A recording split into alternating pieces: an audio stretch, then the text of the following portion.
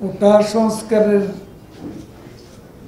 দাবিতে শিক্ষার্থীদের একটা আন্দোলন চলছে। পাশাপাশি পেনশনের বিষয়ে শিক্ষক সমাজেরও একটা আন্দোলন, কর্মবিরতি চলছে। আমরা এই দুটি কর্মসূচি চলমান অবস্থায় আমরা খুব সতর্কভাবে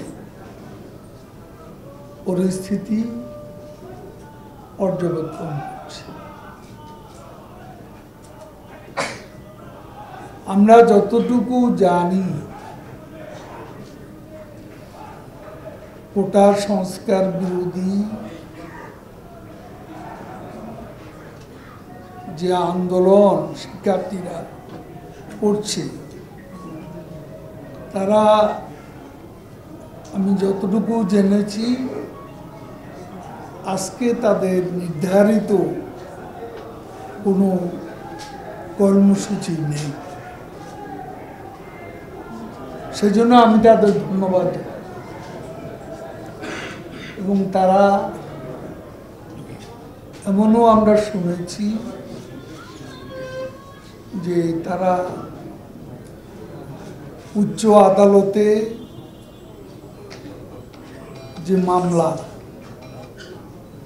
তাদের পক্ষ থেকে প্রতিনিধিত্ব করার জন্য লয়ার, অ্যাডেড পার্টি তারা নিয়োগ করেছেন এবং তারা আদালতে যথাসময়ে হাজির হবে। এটাও আমি মনে করি একটা যৌক্তিক সিদ্ধান্ত। এই জন্য আমি তাদের ধন্যবাদ জানাই।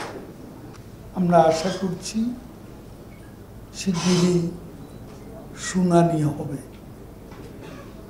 সরকার এখানে অ্যাপিল করছে, কারণ যে 7 জন মুক্তিযোদ্ধার সন্তান যারা মামলা করেছে সরকারের সিদ্ধান্তের বিরুদ্ধে, সে কারণে এখানে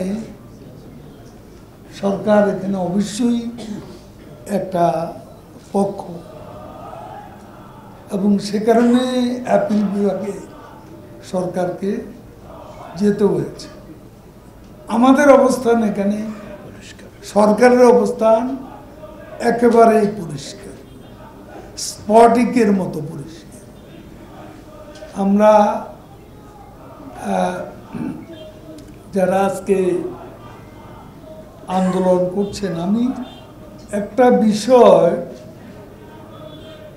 যে আমাদের বিভিন্ন মিডিয়া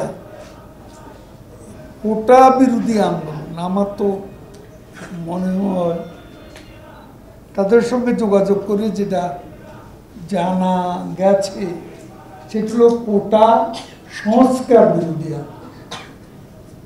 আসলে তারা সম্ভবত কোটার সংস্কার চায়। এখন যখন তারা নিজেরাই তাদের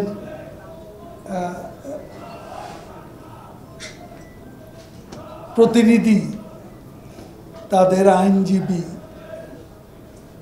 কোর্টে প্রতিনিধিত্ব করবে, তাদের কথা নিশ্চয় কোর্ট শুনবে, সরকার পক্ষের কথাও শুনবে।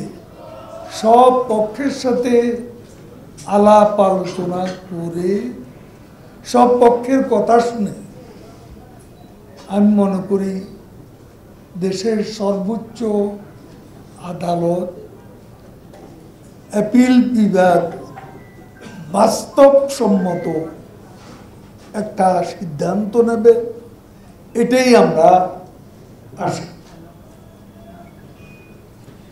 এবং ওই পর্যন্ত